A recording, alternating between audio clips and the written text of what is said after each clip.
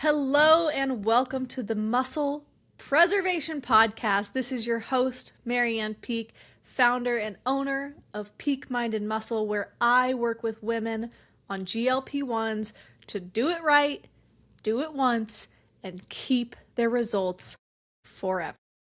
Today we're talking about what the hell is metabolism? What a freaking buzzword, right? Everyone talks about metabolism. Everyone's like, I have a great metabolism or I have a super slow metabolism, but what is metabolism? Is it just the thing that burns calories? Is it something that you have or you don't have? Is it something you can fix? How does it actually function? And that's what we're going to talk about today, because if you are a woman on a GLP-1, you need to understand how metabolism works so that you can understand the importance of keeping your muscle so that you can keep those results forever. So today I'm going to explain in a very simple way what metabolism is. No big science words, no scare tactics, just the truth about how your body works. By the end of this episode, I hope that you will understand what metabolism actually means, why yours probably is not broken, if we're being really honest, and why weight loss can stall. Also, what actually helps to improve it, especially if you're on a GLP-1. So, most people think metabolism means one thing: how fast I burn calories. And while that's not totally wrong, that is a foundational piece of what metabolism is. It's just not the full picture. A lot of people think that metabolism is something you're born with, something you can kind of damage or break forever, and the reason weight loss feels hard.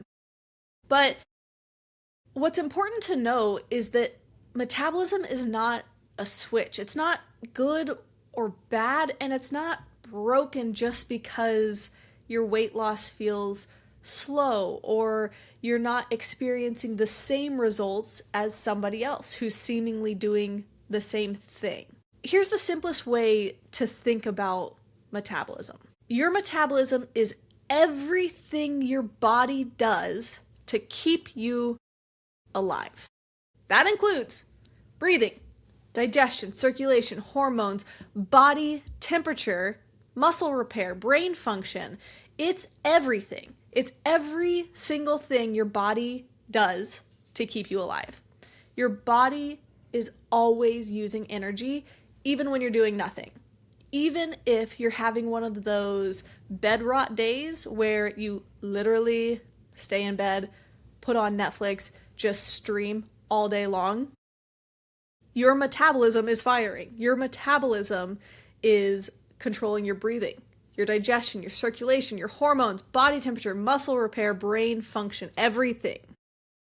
Now, your metabolism's made up of just a couple parts. And the biggest one, the most important one, the one we kind of just touched on, is the basal metabolic rate.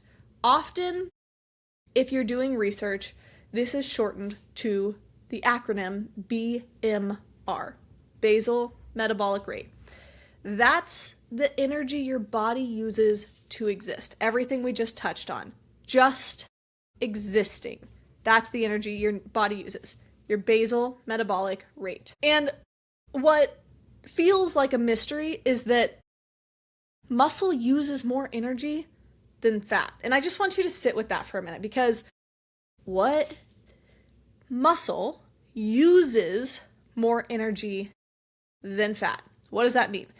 More muscle on your body means you will burn more calories and have a higher metabolism. Less muscle on your body means you will burn fewer calories and have a lower metabolism. This is just at rest. This is doing nothing. This is lying in bed. Now let's break this down one step further. Let's take 250-pound women.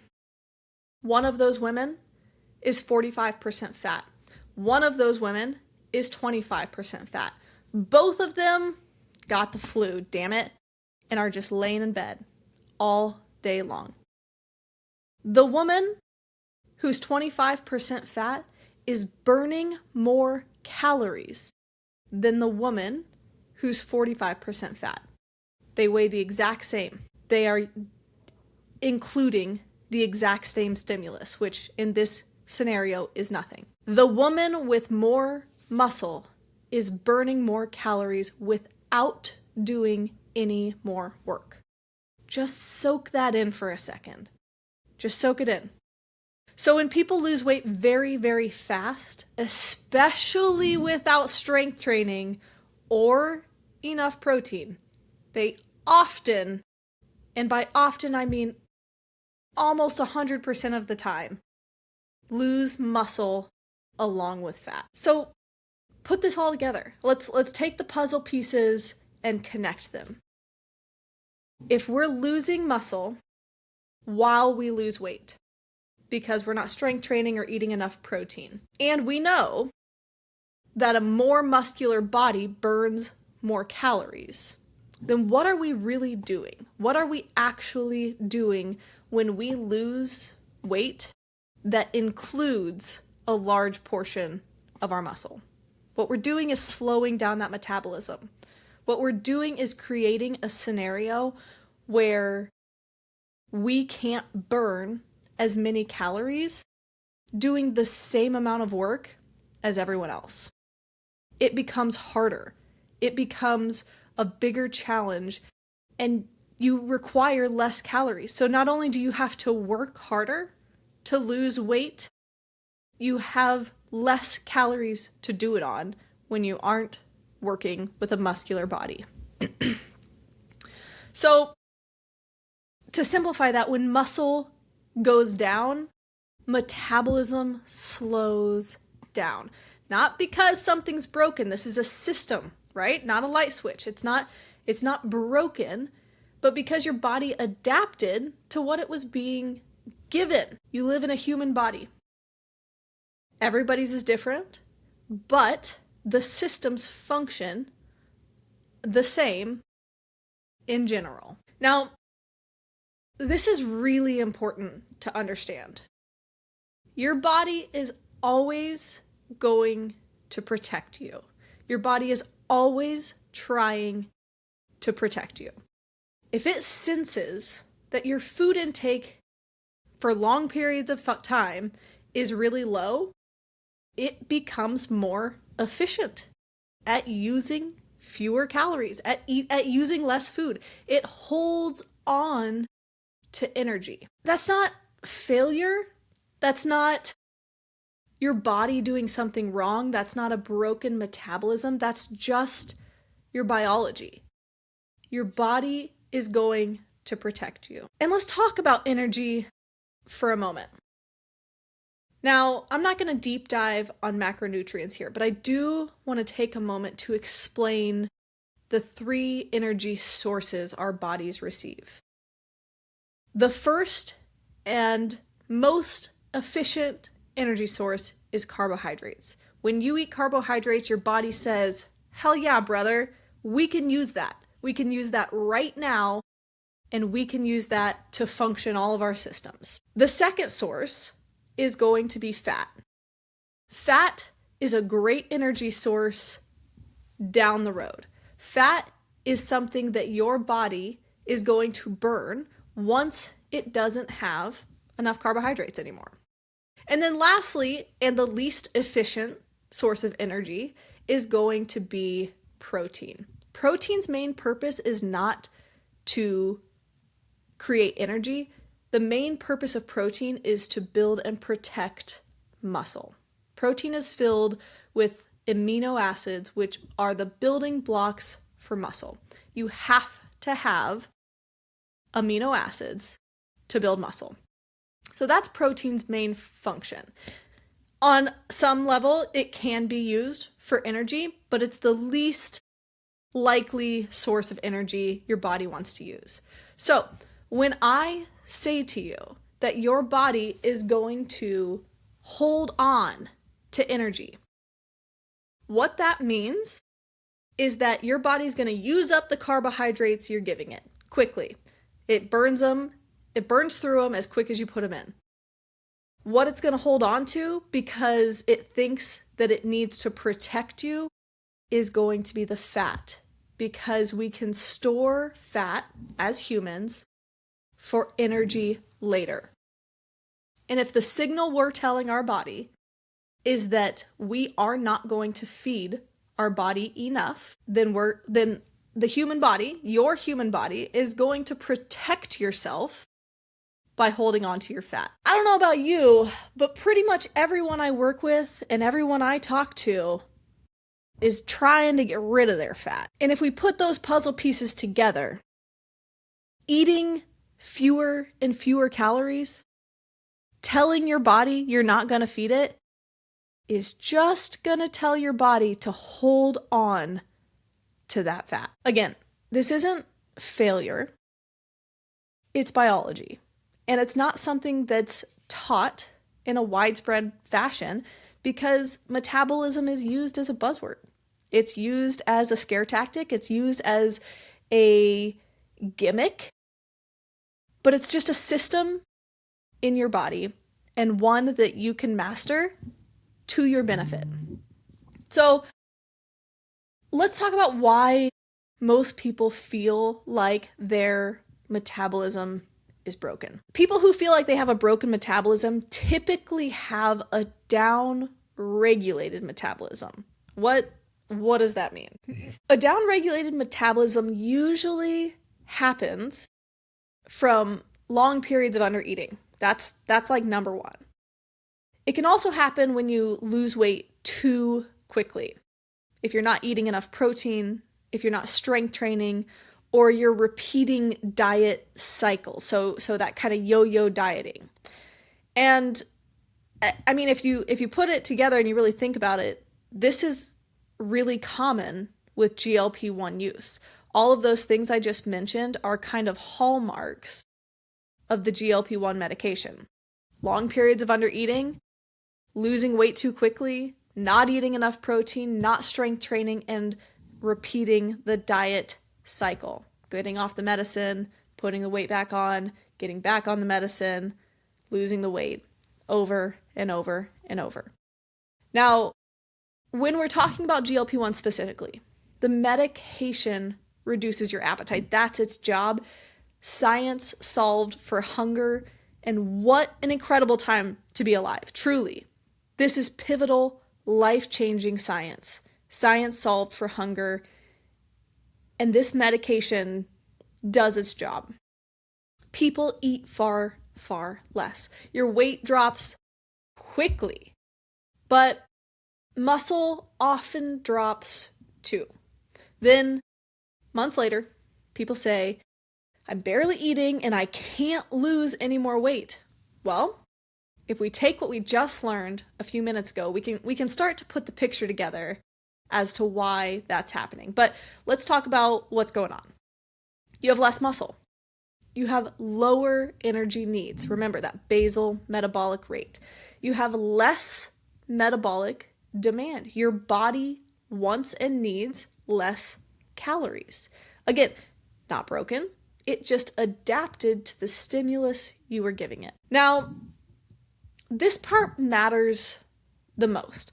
If you want your metabolism to function well, to be highly functioning, to be able to eat more calories than you ever thought possible and still maintain or even lose weight, you need to focus on 4 things. Number 1, always, is protein. Protein helps maintain muscle, support recovery, and keeps your metabolism higher.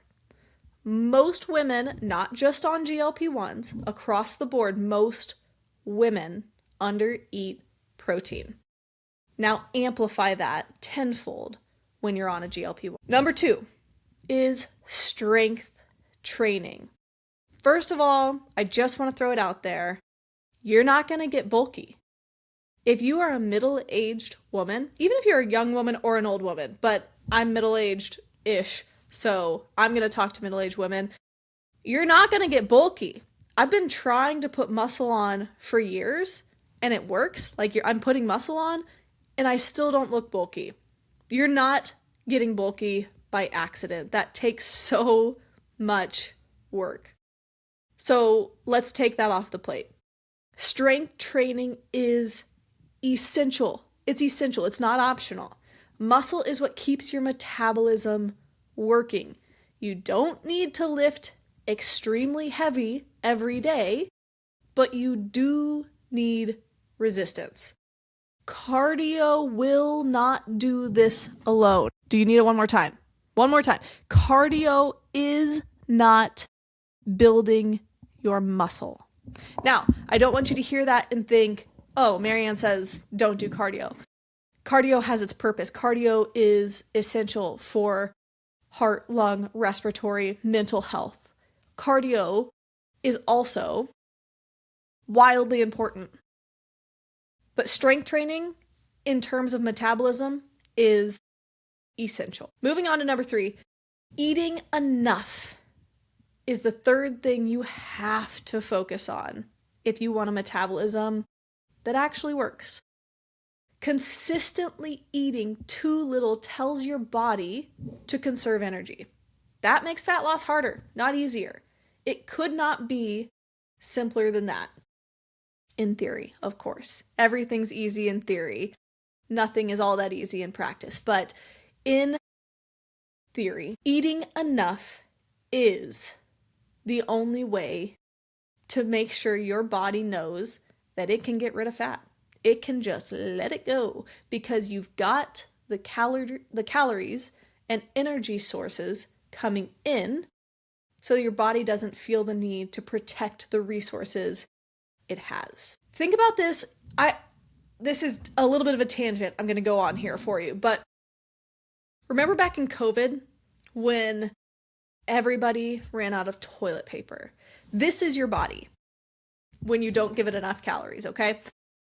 Your body is heading to Walmart and stockpiling toilet paper, fat in this case, because it is afraid it's not going to get any more. And what the hell are you going to do if you don't have toilet paper? What are you going to do? You're going to use less and less and less. You're going to hold on to as much as possible. You're going to go steal some from a public bathroom. I don't know. You're panicking. Your body is panicking when you're not feeding it enough energy.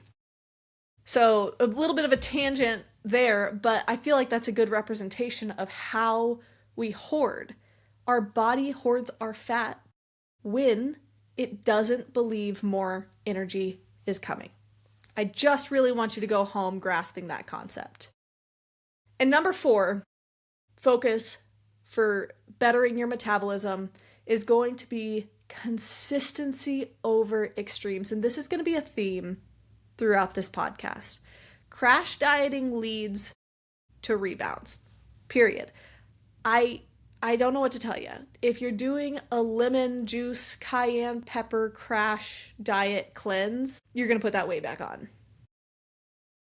100% of the time. I mean, maybe that's not an accurate statistic, but I'm willing to put my neck on the line for it because you're gonna put that weight back on.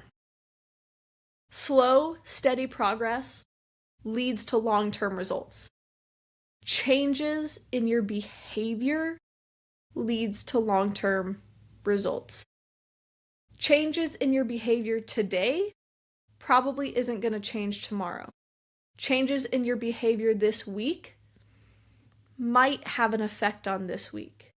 Changes in your behavior this year will dramatically affect next year. This is why the goal is not lose weight as fast as possible. The goal is lose weight in a way your body can maintain. So if you take nothing else from this podcast, remember this.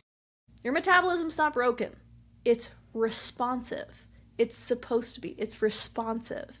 It responds to how much you eat, what you eat, how much muscle you have, how you train, how consistently you show up. And the good news is that that means you have more control than you think. You're in control. You have the control here. And that's incredible news, especially if you're willing to stop chasing fast results and start building sustainable ones. If this episode helped you understand your body a little bit better, that's exactly why this podcast exists. That's what I am here to do. You don't need extremes. You don't need punishment. You don't need to starve yourself. You need a strategy that works with your physiology, not against it. If you want help building that strategy, you can apply to work with me through the link in the show notes. I work with women who want to lose fat, protect their muscle, and keep those results forever. And if this episode helped you, maybe consider sharing it with someone who's convinced their metabolism is broken. Because it probably isn't, and now you understand why. This is the Muscle Preservation Podcast.